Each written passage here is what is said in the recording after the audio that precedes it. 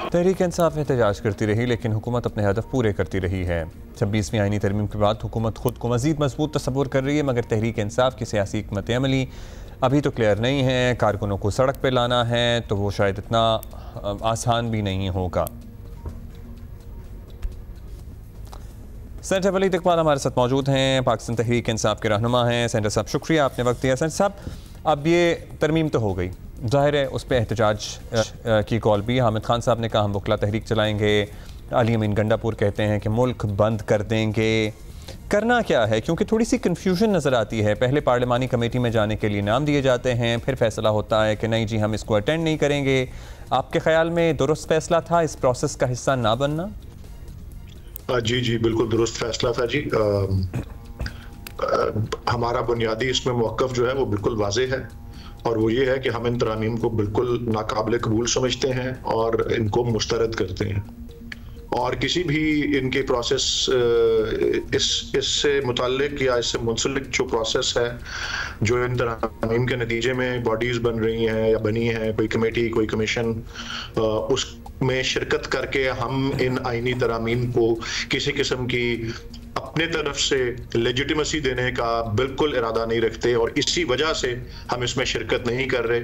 ये जब कमेटियों की तश्कील होने के लिए नाम भेजे जा रहे थे तो वो नाम भेजे गए थे subject to approval of the political committee, और उससे चंद घंटे बाद जब पॉलिटिकल कमेटी की मीटिंग हुई तो उसमें जो इज्तिमाई राय थी पार्टी में वो यही थी, और वो भी मुत्तफिका थी कि किसी भी तरीके से हमने इन तरामीम के नतीजे में जो वजूद में आने वाला जो प्रोसेस या सिस्टम है, हमने उसको अपनी मौजूदगी से या अपनी शिरकत से उसको लेजिटिमेसी नहीं देनी, उसको हम जायज़ करार नहीं देंगे। और उसके अलावा बाकी क्या इकदाम है, आप जिस तरह गंडापुर साहब वगैरह की बात की, उस पे आएंगे, वो आएंगे उस पे वलीद साहब। लेकिन जब जाहिर है एक इज्तिमाई सोच ये भी थी कि अब जो मुरव्वजा, अभी तो एक तरमीम हो गई लेकिन इससे पहले जो राइट तरीक़ाकार था, आपके ख्याल में उस पर भी तो शुकूक शुबहात थे, उस पर भी तो इबहाम थे, उसके नतीजे में भी मुतअद्दिद फैसले या मुतअद्दिद चीफ जस्टिस ऐसे आए जिनके किरदार को लेकर सवाल उठा, जिनके फैसलों को लेकर सवाल उठा। फिर हाई कोर्ट में 3 में से ही फैसला किया जाता है, फिर एक कोई भी जज सुप्रीम कोर्ट तक किस तरह पहुंचता है, उस पर मुतअद्दिद आप ही की जमात से ताल्लुक़ रखने वाले वकला रहनुमा के इंटरव्यूज़ मौजूद हैं कि भाई बहुत सी चीज़ें उसमें इन्वॉल्व होती हैं। बार कौन सी है, मतलब कहाँ प्रैक्टिस करते रहे हैं, चेंबर कौन सा है, किसके साथ ताल्लुकात हैं। तो जब वहाँ ये सारे इबहाम मौजूद थे और एक नया तरीका आना ही था, तो इस नए तरीके पे क्या एतराज़ है फिर? हाँ जी, वो जो पुराना तरीका था वो इस वाले से तो बेहतर था। मैं आपको बतौर एक कानूनी, क्योंकि मेरा शोबा है कानून और आइन से मुताल्लिक, मैं उसके आपको एक मुख्तसर राय तो ये दे देता हूँ। दूसरा ये है कि उस जो तरीक़ेकार मौजूद था आइन में पहले इन तरामीम से, उसके पीछे भी पूरी एक जुडिशल हिस्ट्री है, क्योंकि आज से कोई 30 साल 35 साल कबल भी इसी तरह जो इंतज़ामी जो सुतून था रियासत का, जिसको एग्जीक्यूटिव कहते हैं, वो अपने आप को हावी रखता था इन तकरीरियों के ऊपर, चीफ जस्टिस की तकरीरियाँ, जजेस की तकरीरियाँ, और बिलाखिर उसमें एक किसी किस्म का एक क्लैश हो गया जुडिशरी और एग्जीक्यूटिव में। और बेनज़ीर भुट्टो साहिबा उस वक्त प्राइम मिनिस्टर थी। ये 1995 में अल जिहाद वाला एक अल जिहाद ट्रस्ट वाला एक फैसला आया था, और ये फैसला मैं थोड़ा सा इसका इसलिए जिक्र भी कर रहा हूँ क्योंकि ये 1996 में इसका फाइनली फैसला आया। इस पे ये भी हुकूमती लोग तो ये कहते हैं कि पाकिस्तान तहरीक इंसाफ जो है वो ऑन बोर्ड थी JUIF, और इनिशियल जो ड्राफ्ट था उससे बहुत मुख्तलिफ है जो अब आया, और इस पे आप लोग भी तकरीबन राजी ही थे। जी मैं इस पे भी रोशनी डालता हूं कि पिछले ड्राफ्ट और इस ड्राफ्ट में क्या फर्क था, लेकिन थोड़ा सा मैं इसको वाज़ेह कर दूं कि जो प्रोसेस पहले था आइन में इस तरमीम से, 26वीं तरमीम से, और जो अब है उसके हवाले से मैं सिर्फ बैकग्राउंड बता रहा था कि 1994 और 96 के दरमियान कुछ फैसले अहम, एक हिंदुस्तान में और एक पाकिस्तान में, और हिंदुस्तान वाले फैसले ही के उसूल फिर पाकिस्तान में अपनाए गए थे वहाँ के सुप्रीम कोर्ट ने, फिर यहाँ के सुप्रीम कोर्ट ने भी अपनाया। वो ये था कि जहाँ तक जजेस की तकर्री का ताल्लुक है और अदलिया के तकर्रियाँ, कॉन्फर्मेशंस, एलिवेशंस, तरक्की देना, उसमें अदलिया खुद ही फौकियत फौकियत रखेगी।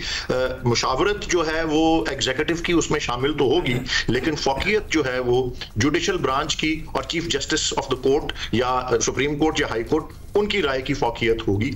ये तरामीम अब वो सिस्टम जो था और उस फैसले के नतीजे में फिर कुछ तरामीम, जब 18वीं तरमीम हुई तो सीनियर मोस्ट जज वाली चीज जो थी वो उस फैसले में थी कि जो सीनियर मोस्ट जज किसी भी कोर्ट का होता है बशमूल सुप्रीम कोर्ट, उसकी एक लेजिटिमेट एक्सपेक्टेंसी है to become the chief justice, और फिर उसी को आइन के अंदर डाला गया। और ये पीपीपी और पीएमएलएन ने डाला था, ये हमने नहीं डाला था। बहरहाल अगर वो प्रोसेस परफेक्ट नहीं भी था, उसमें कबाहतें थी, उसमें लोग कहते हैं फेवरेटिज्म या चेंबर में काम करना, वो सब अगर वो सब कबाहतें उसमें थी भी तो अदलिया अपने फैसले खुद कर रही थी। उसकी आजादी के ऊपर ये कम से कम उंगली नहीं उठ सकती थी कि वो अपने फैसलों में आजाद नहीं है। अलबत्ता वो फैसले चीफ जस्टिस साहिबान ऐसे आए जिनके बारे में तासुर आम ये था कि ये अपने फैसलों में आज़ाद नहीं हैं, ये मुक़्तदरा से डिक्टेशन लेते हैं, मॉनिटरिंग जज बनते थे। आपको भी वो सारी कहानियां पता ही हैं मलिक साहब? जी, मुझे वो सारी कहानियां पता है, लेकिन मैं सिर्फ ये कह रहा हूं कि जैसी भी वो कबाहतें थी उसका ये मतलब नहीं निकलता कि उसका हल ऐसा है कि अदलिया तो उसका हल फिर आप प्रपोज करते जब इस डायलॉग में एंगेज थे, अदलिया को पार्लियामेंट के ताबे कर दिया जाए, जो कि इन तरामीम के जरिए किया गया है। अदलिया को चीफ जस्टिस की तकर्री जो है वो अब एग्जीक्यूटिव के हाथ में दे दी गई है, 3 जजेस में से एक का करना। फिर बेंचेस की तश्कील जिसमें सरकार खुद फरीक होती है, वो बेंच खुद बनाएगी कि जी हमारे केसों में कौन सा बेंच फैसला करेगा। और तीसरा जजेस की इवैल्यूएशन, इसमें भी एग्जीक्यूटिव जो है वो फौकियत रखेगी। तो ये तो एक मुकम्मल तौर पे एक वार है, एक अटैक है, a stake into the heart of the independence of the judiciary. आपके लेजिट सवाल है और ये तहफ्फुज़ात आप समेत बहुत से लोग उठा रहे हैं, सामने ला रहे हैं। बिल्कुल जी। अब लेट्स सी के पिछली कमजोरियों का तदारुक ये नहीं है कि उसको एग्जीक्यूटिव के मातहत बना दिया जाए। वो तो हम कड़ाही में से आग में छलांग लगाने के मुतरादिफ। चलिए, कड़ाही में से अब आग में छलांग तो लग गई, अब क्या करेंगे? अब क्या करेंगे? नहीं जी, हमने ये ऐलान, गंडापुर साहब की आपने एहतजाज के ऐलान की तो बात की, जिसका हतमी फैसला तो political committee and eventually guidelines of chairman Imran Khan के तहत ही होगा, जो भी आगे का प्रोटेस्ट का लाहे अमल है। लेकिन इसको हर फोरम पे हम चैलेंज करेंगे जहां जहां इसका मुमकिन हो सका। उसके अलावा वकला की तहरीक और दीगर जो और बहुत सी कुव्वतें हैं, जमहूरी कुव्वतें हैं जो पुरअमन एहतजाज कर रही हैं, उसमें बलोचिस्तान में मूवमेंट है, हक दो तहरीक है, महारंग बलोच हैं, लॉयर्स हैं, हम सब के साथ मिलकर अब एक मुल्क गिर एहतजाज का जो है वो प्लान जो है वो कर रहे हैं। और आपने जिस तरह देख लिया कि अब ये जो पूरा प्रोसेस जब इसको मलियामेट कर दिया गया है, जो पहला वर्जन था और आपके वर्जन में, उसमें तो बिल्कुल ही एक आखिर कर दी गई थी कि इंसानी हकूक को भी पामाल करने के तरीके बना दिए गए थे। आप उनको चैलेंज ही नहीं कर सकते थे अगर आपके हकूक की पामाली हो। मिलिट्री कोर्ट्स को, फिर सर्विसेज चीफ्स की एक्सटेंशन है, उसमें बहुत सी चीजें थी। और सरे फहरिस्त के कोई तरीका ऐसा हो जिससे जस्टिस काजी फैज ईसा जो है वो बरकरार रहे, तो उसको कम से कम जो है उससे एक बेहतर तरीका बना लिया गया है। लेकिन फिर भी हम कड़ाई से आग में छलांग लगा चुके हुए हैं। और मैं एक जुमला जरूर अर्ज करूंगा। कल एक तज्जिया पढ़ा जिसमें एक तज्जिया निगार राशिद रहमान साहब ने बड़ा वाज़ेह और अच्छा लिखा कि हम बजाय के इंस्टीट्यूशंस को बिल्ड करें या तामीर करें, बजाय के उनको डिफेंड करें या उनका तहफ़्फ़ुज़ करें, हम महारत रखते हैं। हमारी तारीख बताती है हम महारत रखते हैं कि हम इदारों को डिस्ट्रॉय करते हैं, हम तबाह बर्बाद करते हैं, जो कि अभी जुडिशरी को करने का ये सारा तरीका जो है हुकूमत की एक राय ये भी है कि अगर आप 100 निकात होते और 100 पे आप मुत्तफिक होते और आपकी मुशावरत से भी कर लिया जाता, तब भी आप लोग शायद इस प्रोसेस का, because of your political position, इतनी आप लोगों ने स्ट्रॉन्ग पोजीशंस ली हुई हैं पॉलिटिकली कि कंसेंसस पैदा हो ही नहीं सकता था। अगर आप अपने तय या आपके साथी जो हैं किसी चीज़ पे इत्तफाक कर भी लेंगे तो आपके बानी जो चेयरमैन हैं वो उस इत्तफाक राय को कायम रहने नहीं देंगे। नहीं, ऐसा जरूरी नहीं है जी, वो तो डिपेंड करता है ना कि जी कौन सी चीज पे इत्तफाक राय होता है। ये जो आपके सामने आई हैं सारी तरामीम, और इसके ऊपर आपने भी यकीनन पिछले 2 दिन में बहुत से जरीदों में, अखबारात में, टेलीविजन प्रोग्राम्स में माहिरीन की राय आई है। सब की राय इसमें यकता है कि ये जो है parallel court system supreme court के अंदर ही बना सबकी नहीं है। सिंध हाई कोर्ट बार जो है वो कह रही है, उन्होंने मुबारकबाद देती है, सुप्रीम कोर्ट बार ने मुबारकबाद दे दी है, तो ये मुबारकबादें भी आ रही हैं कहीं कहीं से।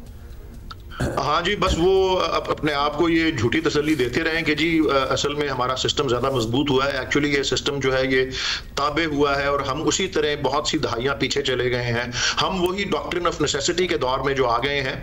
और मैंने ये भी एक अर्ज किया है, अल्लामा इकबाल का मिसरा है, जो शाखे नाजुक पे बनेगा आशियाना नापायदार होगा। ये शाखे नाजुक पे ये दो जो बीएनपी के सेनेटर्स के जरिए सेनेट में वोट हुआ और फिर ये भगौड़े लेके इधर से नेशनल असेंबली में, ये शाखे नाजुक पे बना है आशियाना नापायदार होगा। चलिए, हमारे पास वक्त होता तो हम ज़रूर पूछते कि पीटीआई ने क्या कार्रवाई का फैसला किया। वो जो एक अंदर की रिफ्ट चल रही है कि शो कॉज वगैरह तो हो गए हैं, लेकिन एक लैक ऑफ ट्रस्ट या वो एतमाद का फुकदान जो अब रहनुमाओं में नज़र आ रहा है। मतलब मेहरबानों अपने भाई की सफाइयाँ दे रही हैं, वो कह रही हैं कि जी मेरे वालिद साहब कह रहे हैं कि मेरा बेटा मुझे कभी धोखा नहीं देगा। अजीब सी सूरत हाल है। सो वो भी एक अलग चैप्टर है।